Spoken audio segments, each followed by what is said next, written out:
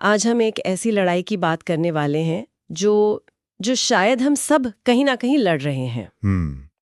ये लड़ाई किसी और से नहीं बल्कि खुद से है। एक तरफ है हमारा फोन जो हमारी उंगलियों के इशारे पर नाचता है, या शायद हम उसके इशारों पर। हाँ वही तो। और दूसरी तरफ है आलस, वो आरामदायक दुश्मन जो हमेशा कहता है बस 5 मिनट और इन्हीं दोनों को लेकर हमें एक बहुत ही दमदार ऑनलाइन लेख मिला जो सीधी और थोड़ी कड़वी बात करता है। बिल्कुल। तो आज हम उसी लेख की गहराइयों में उतरेंगे। हमारा मकसद सिर्फ ये बताना नहीं कि लेख क्या कहता है, बल्कि ये समझना है कि उसमें छुपे तरीकों को हम असल जिंदगी में कैसे इस्तेमाल कर सकते हैं, ताकि वो फोकस वापस आए। हाँ, और ये जो टाल मटोल की आदत है वो खत्म हो। बिल्कुल। उस लेख की एक लाइन ने तो मुझे सच में हिला कर रख दिया। उसमें लिखा था, ये जिंदगी तेरे इंतजार में नहीं बैठी है, ये घड़ी की सेकंड वाली सुई हर एक सेकंड पर तुझे चिढ़ाती है। अरे वाह, ये सुनते ही लगता है कि सच में हर एक सेकंड कितना कीमती है जो हम यूं ही गंवा रहे हैं। सही बात है। तो चलिए सबसे पहले उस दुश्मन से शुरू करते हैं जो हम सबके हाथ में है, मोबाइल फोन। इस लेख में एक बहुत ही मजेदार बात कही गई है। वो कहते हैं कि मोबाइल तेरी जेब में नहीं, तेरे दिमाग पर राज कर रहा है और तू उसे खोलता नहीं, वो तुझे खोलता है। इसका क्या मतलब है? इसका मतलब ये है कि बात अब ये नहीं रही कि हम फोन इस्तेमाल कर रहे हैं। अच्छा, बात ये हो गई कि फोन हमें इस्तेमाल कर रहा है। ये हाँ, एक स्विच है, पैसिव से एक्टिव कंट्रोल का। कंट्रोल अब हमारे पास नहीं है। नहीं, लेखक का कहना है कि फोन आपकी उंगलियों को नहीं, आपकी इच्छाओं को, आपके ध्यान को कंट्रोल कर रहा है। और ये इतना धीरे धीरे होता है कि हमें पता भी नहीं चलता। और ये सिर्फ टाइम पास नहीं है। लेख में एक लाइन है, वह तेरी जिंदगी को स्क्रॉल कर रहा है। उफ, ये सुनने में ही कितना डरावना लगता है। एक उदाहरण दिया है कि कैसे कोई इंसान 5 मिनट का वीडियो देखने के इरादे से फोन उठाता है। हाँ, बस 5 मिनट। और कब वो 5 मिनट 5 घंटे में बदल जाते हैं पता ही नहीं चलता, और वो 5 घंटे आपके 5 सपनों को खा जाते हैं। और यहाँ पर जो मनोविज्ञान काम कर रहा है वो समझना बहुत जरूरी है। फोन आखिर जीतता क्यों है? क्यों? क्योंकि वो हमें बिना मेहनत वाला मजा देता है, जिसे हम इंस्टेंट डोपामीन कहते हैं। अच्छा, आप कुछ भी ना करें, बस स्क्रीन पर उंगली फिराते रहें और आपको अच्छा महसूस होता रहेगा। ये हमारे दिमाग के लिए एक जाल की तरह है। हाँ, और इसकी तुलना की गई है पढ़ाई से या किसी मुश्किल काम से। बिल्कुल। जिसमें मेहनत बहुत ज्यादा है, नतीजा वो तो धीरे धीरे मिलता है और मजा तो शायद बहुत बाद में आता है। तो जाहिर है दिमाग तो हमेशा आसान रास्ता ही चुनेगा। लेकिन लेख यहीं पर एक बहुत बड़ी हाँ, और वही तो सबसे बड़ा जाल है ना। बिल्कुल, वही सबसे बड़ा जाल है। लेख चेतावनी देता है, आसान रास्ता हमेशा कमजोर इंसान बनाता है, मुश्किल रास्ता हमेशा महान इंसान बनाता है। एग्जैक्टली। ये बिल्कुल इंस्टेंट ग्रेटिफिकेशन बनाम डिलेड ग्रेटिफिकेशन की लड़ाई है। मतलब तुरंत मिलने वाला छोटा सुख या देर से मिलने वाला बड़ा इनाम। फोन हमें तुरंत छोटे छोटे इनाम देता रहता है, जबकि जिंदगी के बड़े लक्ष्य जैसे करियर या कोई स्किल सीखना, हाँ, उन सब में सब्र और मेहनत लगती है। लेखक का तर्क ये है कि महान लोग बस वही होते हैं जो इस तुरंत वाले सुख के लालच को काबू में कर पाते हैं। तो फिर सवाल ये है कि इसे काबू में करें कैसे? ये तो बहुत मुश्किल लड़ाई लगती है। मुश्किल है पर नामुमकिन नहीं। लेख में कुछ बहुत सीधे और प्रैक्टिकल तरीके दिए गए हैं, और जो सबसे घातक यानी सबसे असरदार तरीका बताया गया है वो सुनने में बहुत आसान है। क्या है वो? मोबाइल को कमरे से बाहर रख कर पढ़ो। सुनने में बहुत आसान है पर करने में शायद सबसे मुश्किल। हाँ, लेकिन यहाँ जो बात गौर करने वाली है वो ये नहीं कि एक नियम है, बल्कि ये कि ये हमारी विल पावर पे से बोझ हटा रहा है। कैसे? यूं समझ लीजिए, अगर चॉकलेट का डिब्बा आपके सामने टेबल पर रखा हो तो उसे ना खाने के लिए बहुत इच्छा शक्ति लगेगी, पर अगर वो डिब्बा दूसरे कमरे में हो तो ध्यान ही नहीं जाएगा। हाँ, लड़ाई आधी तो वहीं खत्म हो गई। असली जीत इच्छा शक्ति से लड़कर नहीं, बल्कि माहौल ऐसा बनाकर होती है जहां लड़ने की जरूरत ही कम पड़े। अच्छा, मतलब अपने माहौल को ही बदल दो। ये तो बहुत ही अच्छा पॉइंट है। इसके अलावा कुछ और छोटे छोटे तरीके भी हैं, जैसे 25 मिनट का नियम। 25 मिनट काम करो, फिर 5 मिनट का ब्रेक लो। ये पोमोडोरो टेक्निक जैसा है। हाँ, इससे दिमाग को लगता है कि काम बहुत बड़ा नहीं है, बस 25 मिनट ही तो फोकस करना है। फिर एक सलाह है ऐप्स की सफाई। मतलब कहा गया है कि फोन में सिर्फ काम की या पढ़ाई की चीजें रखो, बाकी सब हटा दो। हाँ, और ये जो 25 मिनट वाला नियम है, ये सिर्फ फोकस के लिए नहीं है।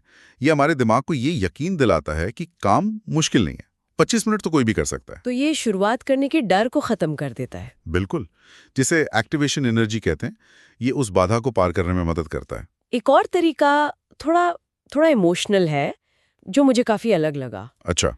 लेख में सुझाव है कि अपने कमरा की दीवार पर माता पिता की मुस्कुराती हुई तस्वीर लगाओ, और जब भी फोन उठाने का मन करे तो एक बार उस तस्वीर को देखो।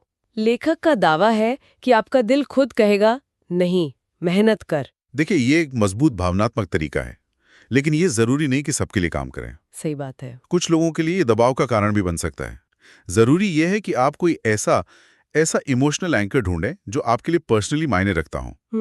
हो सकता है वो आपके माता पिता हो, या हो सकता है वो आपकी डायरी में लिखा आपका कोई लक्ष्य हो, या कोई ऐसी तस्वीर जो आपको याद दिलाए कि आप ये सब क्यों कर रहे हैं। पॉइंट है अपने काम को एक गहरी भावना से जोड़ना। सही बात है।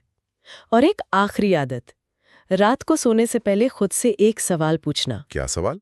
आज मैंने अपने भविष्य को बेहतर बनाने के लिए क्या किया? और अगर जवाब नहीं है तो निराश होने की बजाय अगली सुबह दोगुनी मेहनत से शुरू करने का संकल्प लेना। ये रोज रात को खुद को आईना दिखाने जैसा है। जी, ये सेल्फ अवेयरनेस बनाने का एक बहुत अच्छा तरीका है। बिना खुद को कोसे, बस ईमानदारी से ये देखना कि आज का दिन कैसा गया।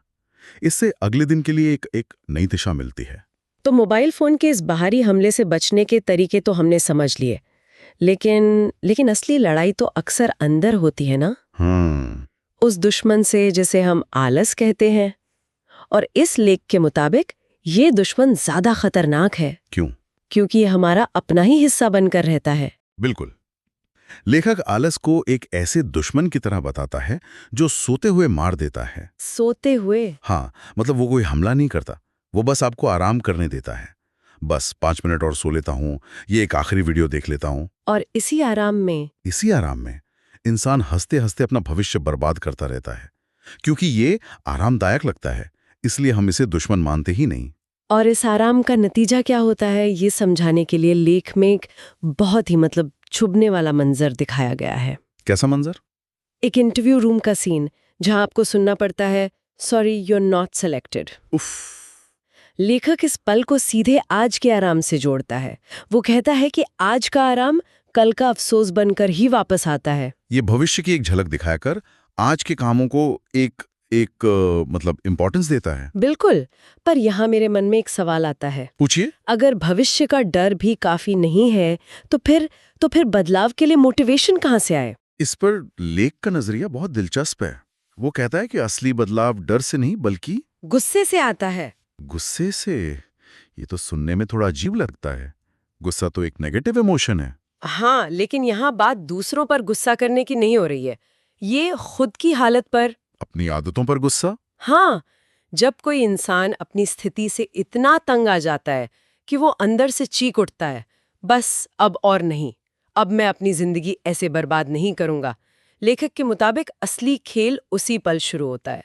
तो ये एक तरह से सुस्त चिंता को एक एक्टिव एनर्जी में बदलना है। बिल्कुल। जो आपको काम करने पे मजबूर कर दे। और वो पहला काम क्या होना चाहिए? आलस का इलाज क्या है? लेख का जवाब बहुत सीधा और सरल है। कोई बड़ी प्लानिंग नहीं, कोई मोटिवेशनल वीडियो नहीं, सिर्फ एक निर्देश। क्या? तुरंत उठो, अभी उठो, इसी सेकंड उठो। वाह। मूड का, सही समय का या कल का इंतजार मत करो। जो भी करना है अभी करो। इसे 5 सेकंड रूल का एक देसी वर्जन समझ सकती हूँ मैं। हाँ बिल्कुल। जब भी कोई काम करने में आलस आए तो दिमाग को बहाने बनाने का मौका देने से पहले 5 तक गिनो और बस उठकर काम शुरू कर दो। आलस एक तरह की ग्रेविटी है जो आपको नीचे खींचती है। उसे तोड़ने के लिए एक शुरुआती झटके की, एक एस्केप वेलोसिटी की जरूरत होती है, और वो झटका अभी करने से ही मिलता है। लेख में आलस की एक और मजेदार तुलना की गई है। अच्छा? उसे एक जेल कहा गया है जिसके 3 मजबूत ताले हैं। 3 ताले? हाँ। पहला सुस्त शरीर, दूसरा धुंधला दिमाग जिसमें कुछ भी साफ नहीं सोच पाते, और तीसरा खत्म हो चुकी इच्छा शक्ति। हाँ, जो कोई भी काम शुरू ही नहीं करने देती। लेकिन अच्छी बात यह है कि लेखक इन तीनों तालों को खोलने की चाबियां भी देता है। और उसका कहना है कि ये पूरी जेल दिन की सिर्फ पहली 10 मिनट की आदतों से तोड़ी जा सकती है। सिर्फ 10 मिनट में? हाँ, ये बहुत ही प्रैक्टिकल सलाह है। पहला ताला यानी सुस्त शरीर, उसे खोलने के लिए सुबह उठकर 10 मिनट ठंडे पानी से मुंह धोकर बस चलना शुरू कर दो। लेखक का दावा है कि इससे शरीर में बिजली दौड़ जाएगी। ये असल में शरीर के बायोलॉजिकल क्लॉक को जगाने का एक तरीका है। ठंडा पानी और हल्की फुल्की हलचल शरीर को सिग्नल देती है कि अब सोने का टाइम खत्म हो गया है, दिन शुरू हो गया। सही है। दूसरा ताला, धुंधला दिमाग। उसे खोलने के लिए अपने कमरे में ही 30 सेकंड का कोई भी तेज व्यायाम, जैसे जंपिंग जैक्स। हाँ, इससे खून का दौरा बढ़ता है और फोकस का ताला खुल जाता है। और तीसरा और सबसे जरूरी ताला, इच्छा शक्ति की कमी। उसे तोड़ने के लिए बस काम का पहला कदम उठाना है। अगर पढ़ना है तो बस पहला पेज पढ़ना है। अच्छा। लेखक का मानना है कि आलस सिर्फ शुरुआत से डरता है। एक बार आपने शुरू कर दिया तो वो खुद ही हार मान लेता है। ये मोमेंटम का सिद्धांत है। जैसे किसी रुकी हुई गाड़ी को धक्का देना हो तो सबसे ज्यादा ताकत उसे 1 इंच हिलाने में लगती है। सही बात है। एक बार वो हिलने लगी तो फिर उसे धकेलते रहना आसान हो जाता है। ये सुबह की आदतें ठीक यही काम करती हैं। ये दिन के लिए एक पॉजिटिव मोमेंटम बना देती हैं, जिससे आलस की ग्रेविटी को तोड़ना आसान हो जाता है। बिल्कुल। तो घूम फिरकर सारी बात इसी पर आती है। मोबाइल पर काबू, आलस पर जीत, इन सब का आखिर मतलब क्या है? लेख के अंत में एक बहुत ही गंभीर चेतावनी दी गई है। कहा गया है कि हर बार जब कोई फोन स्क्रॉल करता है तो वो सिर्फ समय बर्बाद नहीं कर रहा, बल्कि वो अपने भविष्य की एक एक ईंट गिरा रहा है। ये सोचना ही कितना पावरफुल है। ये छोटी छोटी आदतों के जो जमा होने वाला असर होता है उसको दिखाता है। एक ईंट गिराने से इमारत नहीं गिरती, लेकिन अगर ये रोज होता रहे तो एक दिन पूरी नींव ही खोखली हो जाएगी। और हमें इसका एहसास तब होता है जब सब कुछ ढहने वाला होता है। और एक आखिरी विचार जो किसी को भी जगाने के लिए काफी है। लेख याद दिलाता है, तेरे जैसे न जाने कितने लड़के लड़कियां इसी वक्त पढ़ रहे हैं, उठ रहे हैं, मेहनत कर रहे हैं। हाँ, ये एहसास दिलाता है कि दुनिया आपके लिए रुकी नहीं है। बिल्कुल। अगर आप आज रुकते हैं तो कल आप बाकियों को खुद से बहुत आगे पाएंगे। ये हमें हमारे कंफर्ट जोन से बाहर निकालकर वो बड़ी तस्वीर दिखाता है। सही है। कभी कभी हम अपनी ही दुनिया में इतना खो जाते हैं कि भूल जाते हैं कि हम एक बड़ी दौड़ का हिस्सा हैं। और ये याद दिलाना कि दूसरे लोग मेहनत कर रहे हैं एक स्वस्थ दबाव बना सकता है जो हमें आगे बढ़ने के लिए प्रेरित करे। इसीलिए जो आखिरी संदेश है, जो पूरे लेख का निचोड़ है, वो एक सीधा एक्शन लेने का बुलावा है। क्या है वो? खड़े हो जा, अभी उठ, अभी काम शुरू कर। यही पल तेरी जिंदगी बदल सकता है। कोई बहाना नहीं, कोई टालम टोल नहीं, सिर्फ एक्शन। तो आज की हमारी इस पड़ताल का सार ये है कि मोबाइल की लत और आलस ये कोई बाहरी दुश्मन नहीं है, नहीं, बल्कि ये हमारी अंदरूनी आदतों का नतीजा है। तुरंत मजा पाने की इच्छा और कुछ न करने का आराम। और ये लेख हमें बताता है कि इनसे लड़ने के लिए किसी सुपर ह्यूमन विल पावर की जरूरत नहीं है, बल्कि छोटी, तुरंत और लगातार की जाने वाली हरकतों की जरूरत है। और जाते जाते एक आखिरी प्रैक्टिकल सलाह जो उस लेख में दी गई है, वो है खुद से एक वादा करने की। वादा? हाँ, एक वादा कागज पर लिखकर उसे दीवार पर चिपकाने की। जैसे, मैं मोबाइल का नौकर नहीं, मैं आलस का गुलाम नहीं, मैं अपनी किस्मत खुद बनाऊंगा।